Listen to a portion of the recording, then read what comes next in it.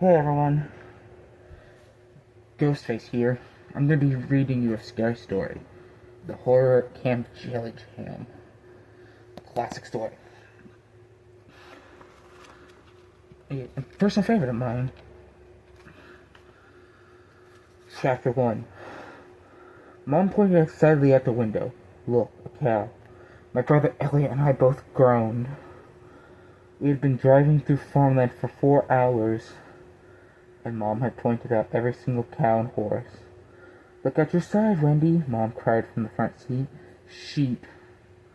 I stared out the window and saw about a dozen gray sheep, fat, woolly ones, grazing on a grassy green hill. Nice sheep, Mom, I said, rolling my eyes. There's a cow, Elliot exclaimed. Now he was doing it. I reached across the back seat and gave him a hard shove. Mom, is it possible to explode from boredom? I moaned. Boom! Elliot shouted.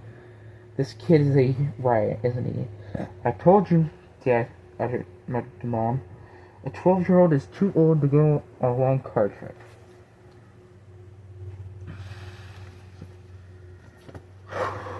Sorry, I gotta take this mask off. Alright, that's better. So is an 11-year-old, Elliot protested. I'm 12, Elliot is 11. How can you two be so bored, Mom asked. Look, horses. Yeah, maybe I need to wear something different. And other than this stupid mask. But, here we go. I call it the haunted mask because it's a Goosebumps reference. Alright, back to what I was doing. Dad sped up to pass a huge yellow truck. The road curved through high, sloping hills. In the far distance, I could see gray mountains rising up in a heavy mist. There's so much beautiful scenery to admire, Mom gushed. After a while, it all looks like some boring old calendar, I complained. Elliot pointed out of his window. Look, it's no horses. He doubled over, laughing. He thought that was the funniest thing anyone had ever said. Elliot really cracks himself up. Mom turned in the front seat. She narrowed her eyes at my brother. Are you making fun of me? She demanded. Yes, Elliot replied. Of course not, I chimed in. Who would ever make fun of you, Mom? When did you ever stop? Mom complained. We're leaving Idaho, Dad announced. There's Wyoming up ahead. We'll be up in those mountains soon. Maybe we'll see mountain cows, they exclaimed sarcastically. Elliot laughed. Mom sighed. Go ahead. Ruin our first family vacation in 3 years. We hit a bump. I heard the trailer bounce behind us. Dad had hooked one of those big, old-fashioned trailers to the back of our car. We had dragged it over the west. Alright, let's skip a few pages. I'm just going to skip to the ending. I'm going to skip to my favorite part. Chapter 26. The monster let out another roar. Dia Missouri loosened her grip on my arm. We both turned toward him, shaking with fright. He was bellowing at the ceiling, roaring just to keep everyone terrified. His watery yellow eyes were shut.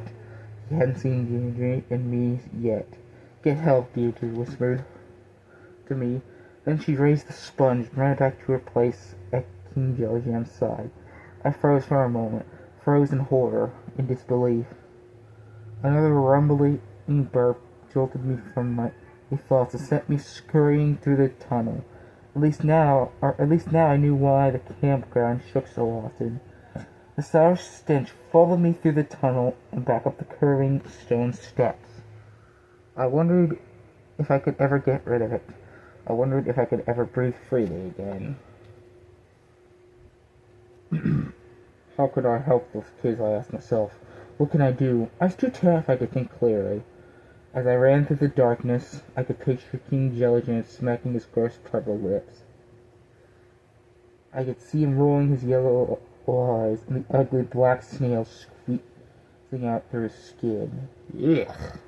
This is a gross out horror book. Yeah. I felt sick as I reached the top of the stairs. but I knew I didn't have time to worry about myself. I had to save the kids who had been forced to be the monster's slaves, and I had to save them. I had to save the rest of the kids in the camp, and before they became slaves too. I poked my head out. I poked my head out of the closet door.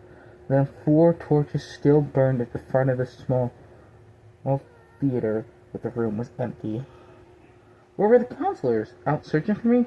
Probably. Where can I go? I asked myself. I can't spend the night in this closet. I have to breathe some fresh air. I have to go somewhere where I can think. Carefully, I made my way out of the low igloo into the starless night. Hiding behind a wide tree trunk, my eyes searched the woods. Narrow beams of white light came from flashlights darted through the trees. Narrow beams of white light from flashlights darted through the trees over the ground. Yes, I told myself, the counselors are searching for me. I backed up, away from the crisscrossing lights, trying not to make a sound. I crept between the trees and tall woods toward the path that led to the lodge. Can I get to the dorms and warn everyone? I wondered. Will anyone believe me? Will there be counselors guarding the dorms, waiting for me to show up? I heard voices on the path. I ducked behind a tree and let this is so dumb. Should he take it? Finally, he grabbed it. Thanks, buddy, Elliot said. Buddy said goodbye and gave us a wave. Elliot and I watched him get into a car and drive away. He closed the door behind us. Are you sure you should have taken that? I asked Elliot. Why not? He replied. The purple monster is dead, right? What happened? So we both smelled the horrible odor at the same time. Yuck! Elliot groaned. He swallowed hard. Wendy, what's that smell? He stammered. I don't know. I replied in a shaky voice. I heard Mom laugh behind us. We turned to see her standing in the doorway to the kitchen. What's wrong? She asked. I have a pot of Brussels sprouts boiling on the stove. Reader beware. You're in for a scare. This book will haunt you forever. Peace out, y'all.